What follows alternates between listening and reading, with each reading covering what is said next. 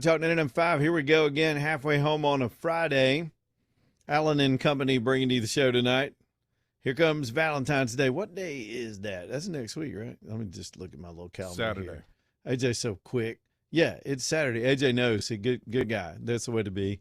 You got to know. Fellas, you better know. Y'all, Allen and Company's ready to help you out. Do the flowers. Do all the nice things that you would expect, but throw a little extra bling in there and you can win the occasion.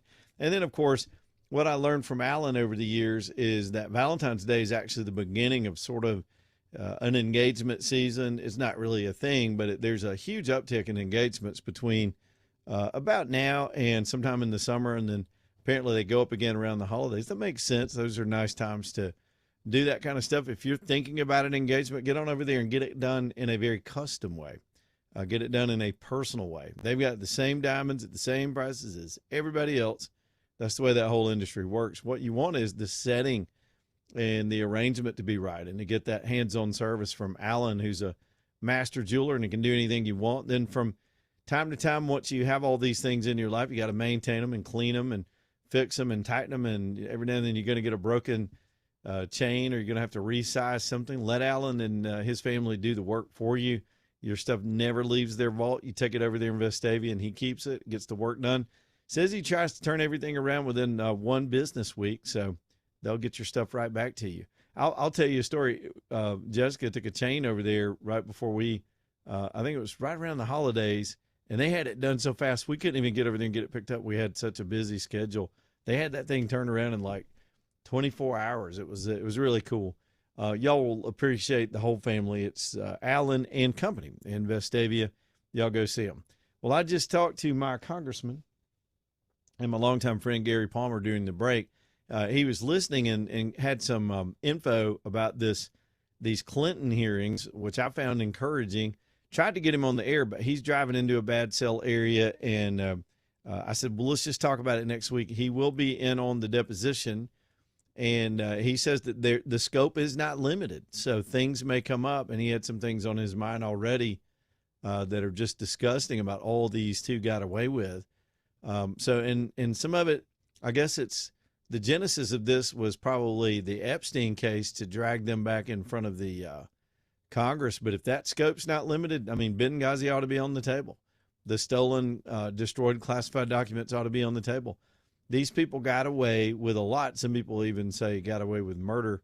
And they've done so much over the years, you can't possibly go after them in one deposition for all of the things that they've managed to escape. But we'll see if there's any fruit from it, and Gary and I are going to work on it either this weekend or next week, and I'll get him on the show. He can tell you his perspective on being a participant in that situation. All right, it's one of those news days. The Dow blew the doors off today. The economy seems to be rocking. Blew past 50,000. A lot of folks are excited about that, but it can change on a dime. Just letting you know, that was a headline as we came to air today. The search for Nancy Guthrie is still seems to be snake eyes right now, even though there have been some developments and all of the thinking of people around that case seem to think that this is a legitimate kidnapping and this may be a legitimate ransom situation. But where is she? And is she still alive? And what's her health? And who did it? And why did they do it? And all these things that we don't know yet. But everybody's got a theory, so we might as well theorize while we wait and see what the experts are going to come up with. It's interesting that every night there seems to be developments in the evening, which is kind of odd in certain cases, but we'll see if anything else pops up tonight. The media are so all over this case. I even saw one Fox reporter that just drove around in a car with like a GoPro showing what the streets look like and what the route might have been. I mean, they're having the stretch. I get it. There's massive interest in the story. They want to keep with the coverage, but at some point when all the leads go dead and there's no information to move on, you just wind up doing coverage for coverage's sake, waiting on new developments. And that's where they are right now in terms of continuing to try to come up with new leads or anything else. No news conference today, of course. The sheriff there says he's not going to do another news conference until they have something. And I don't blame him. In some ways, that's not good. And my advice to him would be, even if you have, you've sort of got to corral all that media into one place. Give them an appointed place to be so they don't drive you crazy. And even if you don't have news, if you just keep the news that you have no news coming, it sort of can cut down on some of the, when there's a void of information, stupid stuff gets sucked into it. And then you got all these crazy theories floating around. And if nothing, you can come out and bat those down, because that kind of clouded environment's going to not only maybe harm the search for this woman, but it could also hurt any kind of case against anybody if there's ever an arrest. So it's a difficult thing to manage, but they're doing it out there in Tucson. We'll give you any updates that do happen for the rest of the afternoon. We've blown the doors open for phone calls, so get in here if you got an opinion on any of this stuff tonight before we close it up for the weekend. Kenda has done that over on line 4 over in Hoover. What's up, Kenda? Hey, Leland, how are you? I'm well. Good. I just wanted to call and ask if you had heard the latest podcast that Tucker Carlson put out today on Pizzagate. No, I always liked Tucker, and he's kind of gotten off into space somewhere. And I don't watch it. I'm glad he's doing his own thing. I think independent journalism is the new thing. But what did he say? I don't even know what he's up to now. Yeah, for me, I listen to him from time to time, not always, but this one was kind of a timeout, like, hang on, wait, what did you say? kind of episode, and I would encourage everyone to listen to it. He speaks to a gentleman named, I think his name is Ian Carrollton, who's been following the Epstein files for a long time, and came out and they were talking about how Pizzagate was this thing they talked about back in, I want to say 2016, and people kind of brushed it off like, whatever, that's conspiracy, and kind of dismissed it. But it's sounding like now that they've done this new dump of Epstein files, the word pizza and pizza parties and grape soda keep coming up. And it sounds like it's actually a thing that these guys were asking Epstein for a pizza party with some grape soda. And they're not talking about food. No. And it's very interesting. And he starts talking about a very particular pizza restaurant in D.C. and starts to name the Clintons being involved. And it gets very interesting along the way. Some other names that came up in the conversation was Barack Obama, and it keeps going. It's very interesting. Well, I'll give it a watch because I know just enough about the whole Pizzagate stuff to be dangerous when you're in my business. Yeah. I got to sort of look into all these things, and my memory is a little fuzzy on it because we've, again, in the national conversation, moved on from the theories. But I can tell you, all of this goes back to John Podesta. And I mentioned that just now when you talk about Hillary's emails getting out. It was the leak of Podesta, who was key to the Clintons. And then we found out about her server from that. But in those emails is when the pattern started being known, because the emails were dumped. I believe WikiLeaks, the one that put those out, that the pizza was a code word. And that's an easy thing to dismiss because it's so bizarre. It sounds incredulous, and mainstream society easily wrote it off as kook stuff. But then these Epstein documents come out, and what little I know about comparing the old theories to the new evidence is that there's some videos in the Epstein files of people associated with Epstein going through little tunnels. There were all these claims around Pizzagate that they somehow had this smuggling operation to be able to smuggle underage people through tunnels, even around D.C., and they had a way to come and go from these events. And I know from my own investigations in the past about some of these ritualistic satanic events that happen according to a pattern all over this country for centuries, really, in certain societies and under, I guess, certain disciplines.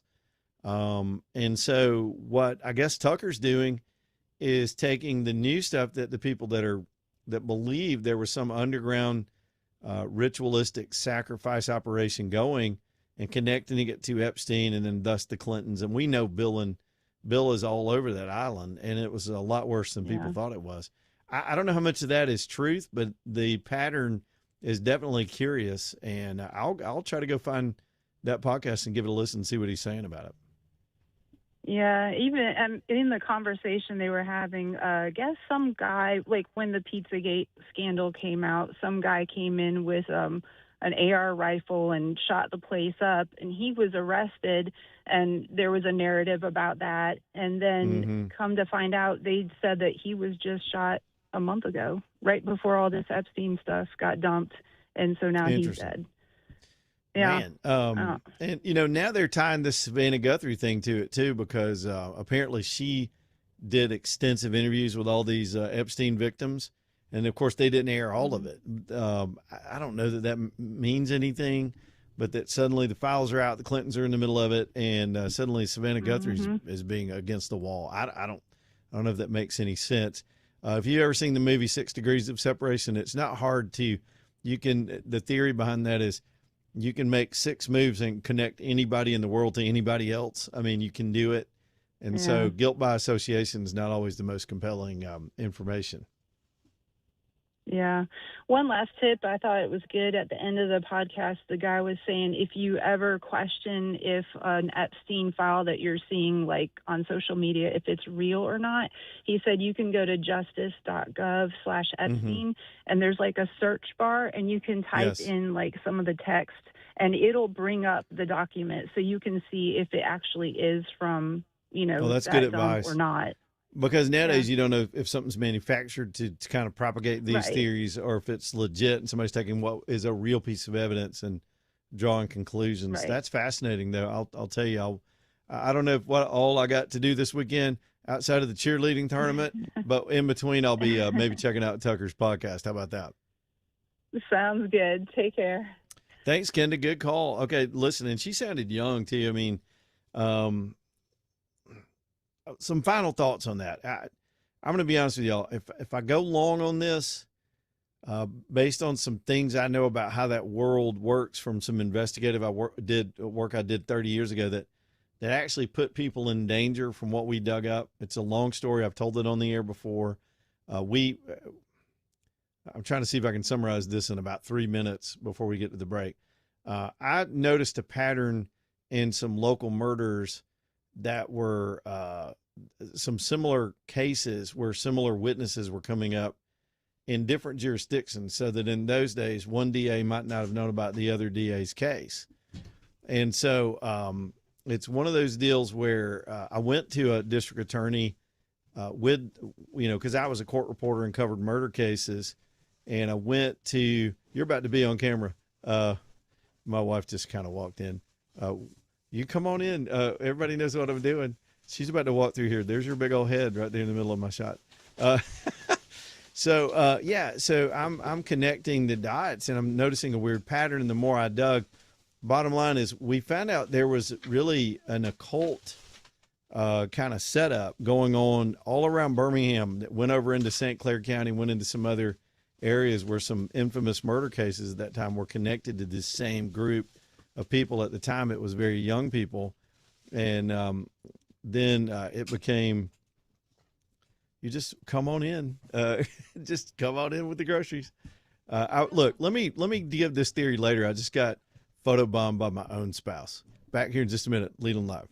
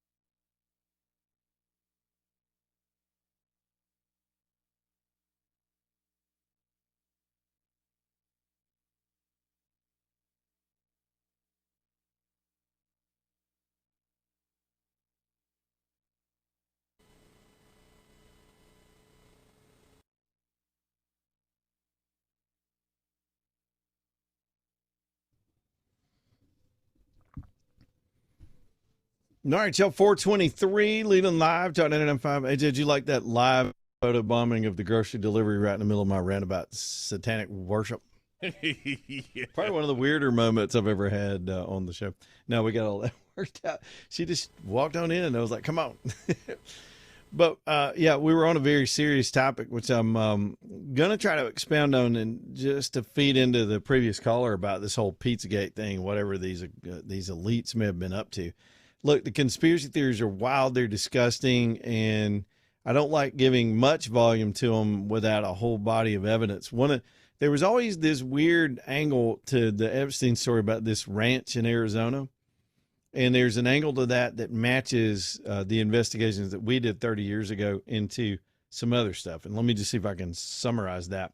So as we're digging into these murder cases and working with the DAs, showing that there are dots that connect them, I started talking to people that knew people and wound up digging into this world of counselors that did deprogramming to people that had gotten sucked in some of this occult activity. Some of them got drawn into it in case there was a murder case here in town where a kid got drawn into it just by virtue of a Dungeons and Dragons group, believe it or not.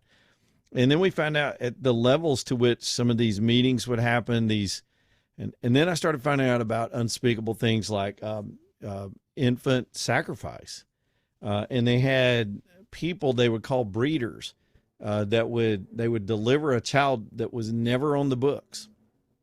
And the child would then be, and I know this is hard to talk about, especially on a Friday afternoon riding down the road, but these children that nobody ever knew existed, the birth mother would be hidden by the group till they took the child, and it comes from some text and belief systems where they it's too disgusting to repeat, but they wind up sacrificing these children. And I thought, this is crazy. This can't be going on, until I met a young lady that had that happen to her and managed to escape it and get deprogrammed.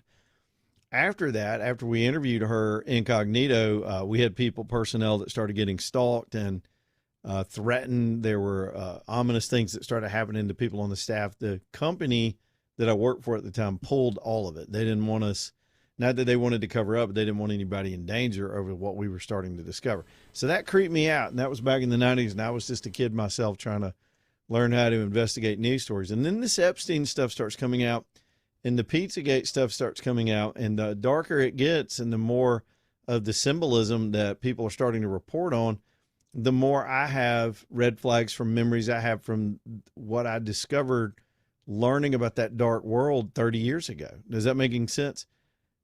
I guess what I'm saying is, what gives it any kind of validity to me when Tucker Carlson covers it, I think Beck might have covered it the last couple of days as well, is that it matches the rituals, the sacrifices, the underground nature of it matches the pattern I was picking up on years ago, which is just disturbing and frightening on so many levels.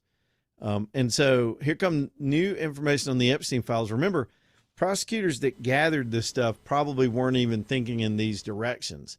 They were thinking in terms of laws on the books, crimes and evidence, and putting together cases to prosecute people. Others, because remember the different layers of the Justice Department that had custody over this evidence, weren't just Pam Bondi's Justice Department. This stuff was going on when Comey was FBI director and Loretta Lynch was the attorney general. And you had Eric Holder and totally distrustful, corrupt people managing the evidence and the prosecutor offices involved in all this stuff. Even Bill Barr under Trump initially, totally incompetent and shifty himself, and appears to be compromised on all of this stuff. So I say all that to say, as new stuff comes forward, it only has added validity to some of the stuff that sound kooky just a few years ago. Some of the stuff that sounded crazy to the average person was hauntingly familiar to those of us who dug into some of the stuff, even around Birmingham years ago. And now all of it's starting to be, I guess the best word is substantiated by new stuff that's coming out in this document dump that happened a week ago. It's not something that's pleasant to think about or talk about. And if so, then if the Lord just strikes this country down and burns the whole thing to the ground, we have it coming for allowing people like this to be in power.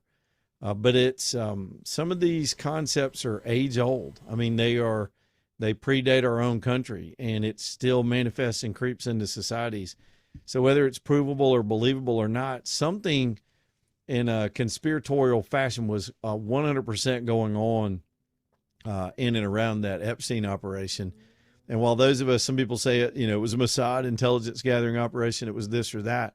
It may have been something even more dark and sinister than you could possibly believe.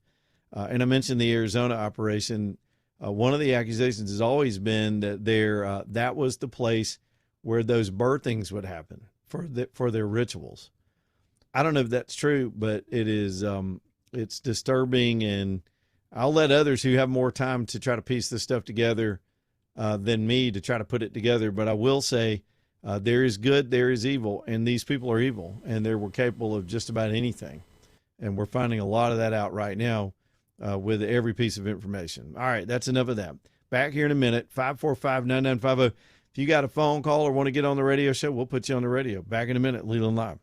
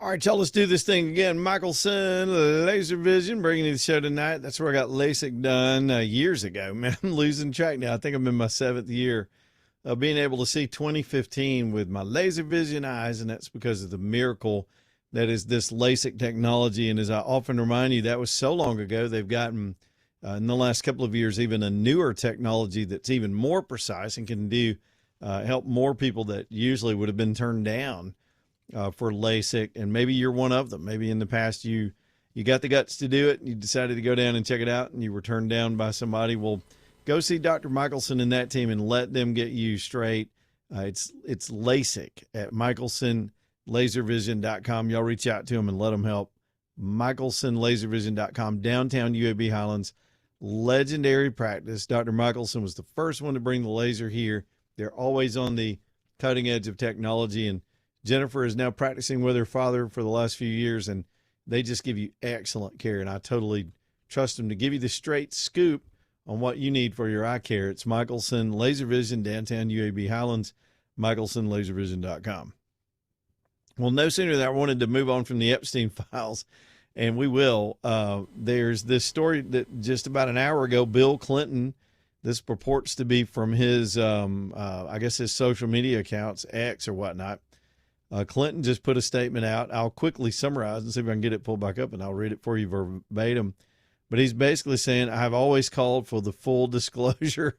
This guy knows how to spin it, doesn't he? I've always called for the full disclosure of the Epstein files. I have agreed to testify before Congress. He doesn't say how hard they fought that. They refused the subpoena. They sent their lawyers in. They tried to get out of it every way they could. And then they were facing criminal contempt of Congress charge until they agreed to do it. So now he's his own personal hero. Well, I'm going to testify, but he's saying, but that's not enough for the Republican Oversight Committee. So typical Clinton strategy to pretend you're the good guy all along, and you're completely transparent. Of course, if there's anything we know about Bill and Hillary, is their complete transparency, and that it's always partisan. It's always the Republicans' fault that he's even being considered. This dude was in the hot tub with young girls. We saw the pictures. This dude, in addition to his insidious wife, have skated on so many things that they never get held accountable. In fact, one of the ironic things, I believe I'm right on this, the last time Hillary Clinton was called before Congress and really drilled about anything of these controversies was Benghazi itself. It's when she uttered that famous phrase, that infamous phrase, at this point, what difference does it make? Do you remember when she got all indignant? She thought she could flip the script. That just dismissed the fact that the country would like to know what happened in the case of those people getting killed. And irony of ironies, the FBI winds up bagging the main ringleader of that hit. Again, she's solely responsible, not solely, she's largely responsible for everything that went wrong before, during, and after that event. Skated out of there after that phony righteous indignation acting school that she put on. And she was quoted today by Pam Bondi, which I thought was rich. She was quoted today by Pam Bondi in announcing the arrest of this ringleader after, what is it, like 12, 13 years now, 14 years now almost.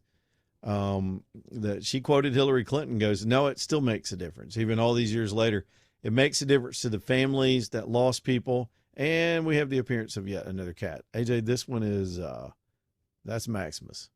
He decided to hop right up here and get it. Say hello to AJ, Maximus. He's in your shot, AJ. He's where you would put the, no, wait a minute. Your shot would be on the other side, the AJ cam. You know what I'm saying? He's I'm very on the curious. side. Yeah. I told you they get rambunctious toward the end of the show. He's coming on around. Just make yourself at home, son. Just do what you got to do, bro. I can't get on a rant for anything tonight without it's life on the road, man. It's what we're doing this week.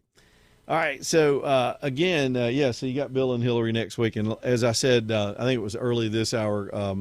Gary Palmer's going to call in next week to the show, and we'll talk to him about being on the committee and being having Clinton in front of them. I think that's at the end of the month, so just a couple of weeks out. All right, let's see what else I can throw at you. The Iranian situation. Let me go back to that for just a second. I'm trying to follow that during the break. Something's going down. We're not sure exactly what, but there is a building on fire in downtown Tehran, which is believed to be the general headquarters of the people that run their army. Now, that doesn't necessarily mean the United States bombed this building or hit this building in any way. This could be from the people in the streets and the ongoing protests. We don't know how volatile it is right now, not us in the public. I'm sure our intelligence services have ways to get all this information from the streets, and they know exactly what's going on, but we haven't heard any statements from the American government. We know that the Iranians suddenly, despite these ongoing nuclear negotiations, went into a defensive posture, started closing off airspace, closing down borders, shutting off power to some areas of the country. They've had this media blackout going on. And so all that got just sort of exponentially more aggressive in the last few hours as it is dark in Iran. And then this building either exploded or caught on fire. Now, it could just be, somebody tipped over a candle. Who knows? But it is a pretty spectacular looking fire. And somehow that video and information got out. So something's going down in Iran. It could be this weekend. We could be making a move or not. But we're following any of these developments as well. Y'all, Lonnie's Furniture Company, one more time about them before we just get done tonight. By the way, if y'all want to get back on the radio, we'll throw the phone calls back open, 545-9950. They've got their President's Day sale going down this weekend all the way through Monday. So y'all go and visit with them and get a deal. I said, well, so what's on sale, Reggie? Reggie said, everything. I said, what do you mean everything? He said, it's all over the store. We've got discounts everywhere to commemorate President's Day and just take advantage of the 3-day holiday for some people. A lot of furniture stores traditionally would have these mattress sales on President's Day or whatnot, but they got everything on sale, including the Stressless line, which is an amazing line of furniture. Y'all need to check that out. It is Lonnie's Furniture Company, Launius, right off exit 280 on I-65, LauniusFurnitureCompany.com. Back here in just a second.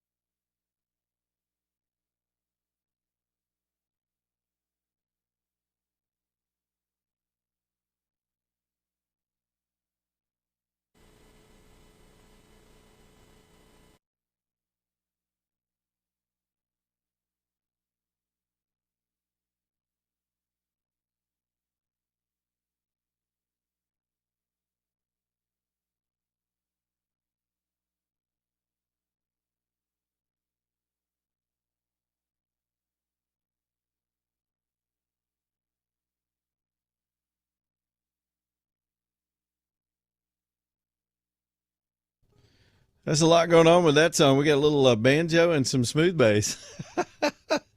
I like it. That's a different kind of mix. Storm Restoration Roofing also bringing you the show tonight. That's my man, Greg Nelson. Y'all, you have a roof on your house, don't you? And we have to maintain those things. So at minimal, get it cleaned. If you've got one of those situations where you have some of those black streaks on the northern slope of your roof, they've got a system at Storm Restoration that can absolutely take care of that without, it's a low pressure solvent based system. And don't worry, it's not going to kill everything on the ground either. They're real good about how they apply this stuff at Storm Restoration. We had this done on our house a couple of years ago, and it made a huge difference. Just over time, and that house is not even that old. I think at the time it was only about 5 or 6 years old, but it had these awful looking streaks that made the house look like it was 50 years old. And it's not even the trees. I always assume it had something to do with the trees. I think it more has to do with sun exposure, with that northern angle not getting as much sun as the rest of the house. So let them come take care of that. And then, of course, if you need a roof, if you got it's just aged out, those things have a lifespan. Greg's the guy I would trust to put up on top of your house. He's been doing this going on 30 years, a couple of generations with a lot of his family. He's got 10 kids. That guy's got some kids, man, and he makes them work, and I love it. He's teaching them the family trade, and they've got a lot of pride in what they do. So he's got them on the roofs. He's got them working with the adjusters, and they're getting projects done for people. He's our neighbor. They're from over in the Pell City area. We've always known him as Greg from Bell City, and just an all-around good guy. This is somebody you can trust, help you work through a claim with an insurance company if it's that kind of project. He's got the whole package. He knows the adjusters. He knows what's appropriate. He can guide you through that. In fact, you should call him first before you get your insurance company involved in any of these things. It is Storm Restoration Roofing. Storm Restoration Roofing. He goes by phone number 205-542-3531, 205-542-3531, Storm Restoration Roofing, if you need to get him over there. All right, let me switch gears on you. By the way, if y'all want to get in, we'll go back to the phones, 545-9950, whatever's on your mind tonight. This is the weird, sometimes you just get weird stuff out of nowhere in the news cycle. I looked at and saw this. You remember the couple that got busted I guess you call them a couple. They got busted at the Coldplay concert, and they weren't supposed to be together, and they were ever together, and somebody put them on a kiss cam, and it's been just a permanent meme now all over the internet. Well, the woman's name was Kristen Cabot, okay? And she is now, I think she was in HR, but she might have been in PR, but she is a speaker now on a speaking circuit about crisis PR. And she is speaking at a PR conference in D.C. that's coming up. She has cast in on this situation. And the tickets to hear her speak about crisis PR are going for $875 a pop. Now, I don't know, is that just smart? You've been in the middle of something, cash in on it, do the tour? Or are people that nosy and voyeuristic that they just want to hear the dirty details? Or does she have some real value to give to PR professionals on how to deal with a crisis? Because she and old Boo Thing were damn sure in a crisis for a minute. What a crazy situation there. That just, believe it or not, that story coming across from TMZ. They've had a heck of a week. Let's go to David and Coleman. We'll go back to some of these phone calls. What's up, David? Leland. Hey, man. Hey, Leland. Hey. I hadn't seen you since the cobbler factory. Yeah, that's been a minute. Yeah. But anyway, I have a question for you. I have not heard about the tariffs that the Supreme Court voted on. Well, they haven't issued a ruling on it yet. They heard the case, and there's all kind of rampant speculation as to which way they'll lean, as to whether they will allow Trump to continue forward with the way he's pursuing tariffs under the section of law. But we don't have a firm ruling on that yet. Boy, they sure are slow. I know it. And that's the big one. And sometimes they'll save, if it's controversial, they'll save it for the very end of the term and issue it before they head out of town. So I don't even remember when that is. I don't think that's till March or May, I think, but we'll see. Well, still love your show. Listen every day. Well, thank you, David. Appreciate it, buddy. Got to meet him a long time ago where we were over at the our friends that do the cobbler place over in the Trussville area. That was so fun. Hazmat Jim on a cell phone over here on line 3. I like a good CB handle. What's up, Hazmat Jim?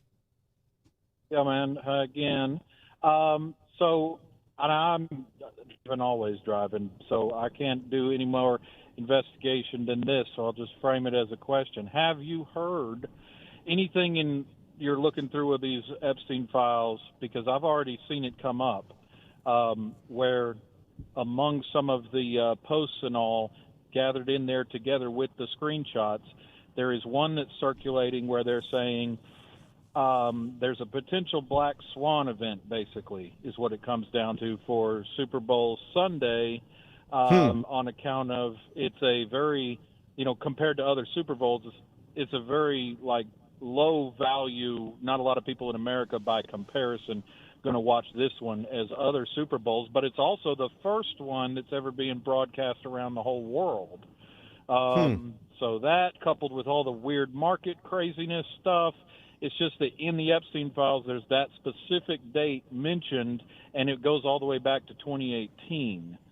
So, So let me see if I got this straight. The specific date in 2026 is mentioned in those files. Was it supposed to be about the Super Bowl, or just happened to be the same date? Just happened to be the same day, the way it was phrased. But then the rest of that it's just kind of putting it together. What is unique about this particular Super Bowl?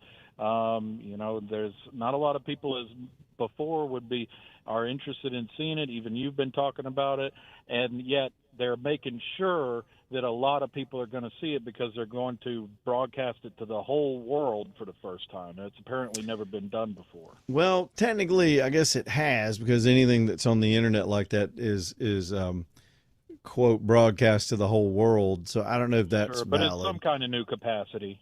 I'll have to dig into that. I don't know.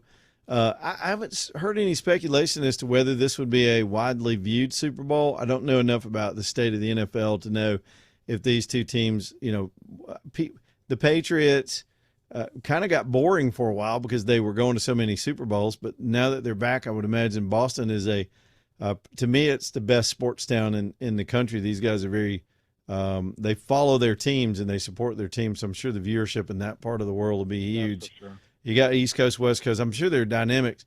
If anything, it's this Bad Bunny thing that still got some people pissed off. I think the halftime show may see some tune out if people follow through on their commitments to that. But I don't know, man. That's crazy. Well, you can follow up on it, and maybe something will come up. Just a search on Facebook will have it pop up. People are talking about it. So. Okay. All right, buddy. Thanks, Hazmat Jim. Be careful out there on the road. Hey, we got some new stuff in, apparently, on the Nancy Guthrie case. Let me just read you here this cold. Let me fix it so it won't take off and scroll on me. Apparently, the FBI just put this out, and I'll just read it verbatim. It says, the FBI and the Pima County Sheriff's Department are aware of new messages regarding Nancy Guthrie. Investigators are actively inspecting the information provided in the messages for its authenticity. While this is one new piece of information, the FBI and the Pima County Sheriff's Department are still asking anyone with tips to contact the FBI at 1-800-CALL-FBI. The FBI continues to offer a reward of up to $50,000 for information leading to the recovery of Nancy Guthrie and or the arrest and conviction of anyone involved in her disappearance. So let me see if I can glean anything from that or read into it the proper way. Apparently there's been some more communication. There was a second message put out by the family today, is my understanding, toward the would-be kidnappers, asking them to reach out because they want to talk. They want to negotiate, I guess would be one way to put it.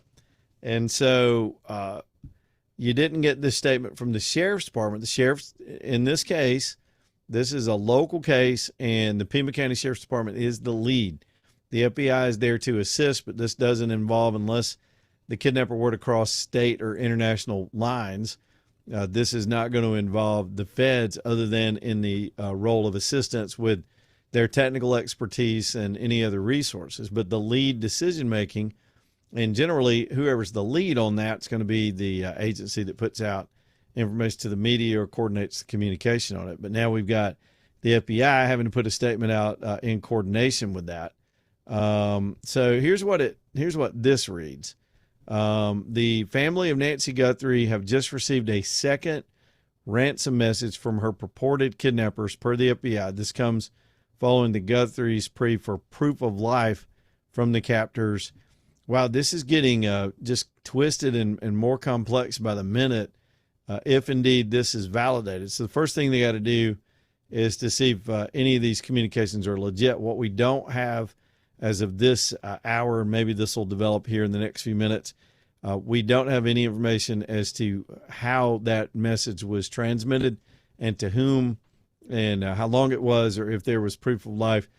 And I don't know that we'll know that in the next hour, but if it's the same people as what we're now calling the TMZ message, now you've got a pattern. They've established enough authenticity with that one.